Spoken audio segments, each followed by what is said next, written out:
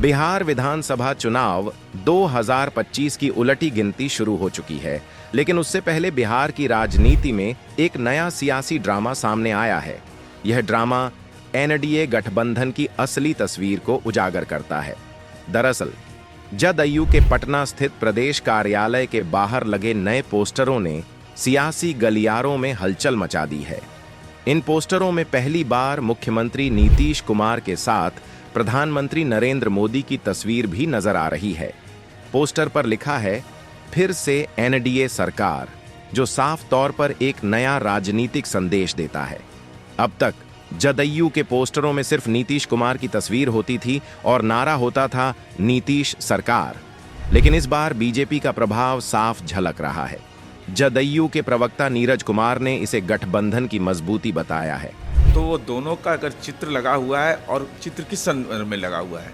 रोजगार के संदर्भ में, महिला के संदर्भ में, उद्योग के संदर्भ में, तो इससे विपक्ष को पीड़ा क्यों हो रही है?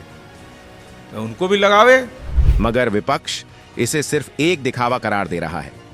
राजद प्रवक्ता चितरंजन गगन ने तीखा हमला करते हुए कहा, अब तो बस जदयू कार्यालय में बीजेपी का झंडा लगना बाकी है। उन्होंने दावा किया कि 2025 के चुनाव से पहले जदयू का बीजेपी में विलय लगभग तय है। विपक्ष के नेताओं, खासकर तेजस्वी यादव का आरोप है कि बीजेपी नीतीश कुमार की मजबूरी का फायदा उठाकर जदयू की पहचान खत्म करने की साजिश रच रही है। उनका कहना है कि ये पोस्टर एनडीए की मजबूती नहीं, बल्कि जदयू की राजनीतिक कमजोरियों और उसकी स्वायत्तता पर बड़ा सवाल है।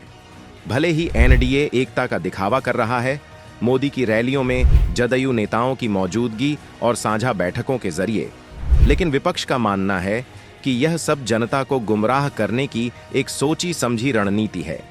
बीजेपी का असल मकसद बिहार में अपनी पकड़ मजबूत करना और जदयू को धीरे धीरे हाशिए पर धकेलना है। अब बड़ा सवाल यह है कि क्या बिहार की जनता इस बनावटी एकजुटता और सियासी चालबाजियों को समझ पाएगी, या फिर जदयू सच में बीजेपी की सियासी गुलामी कबूल कर चुका है? चुनाव नजदीक हैं और तस्वीर धीरे धीरे और साफ होती जा रही है।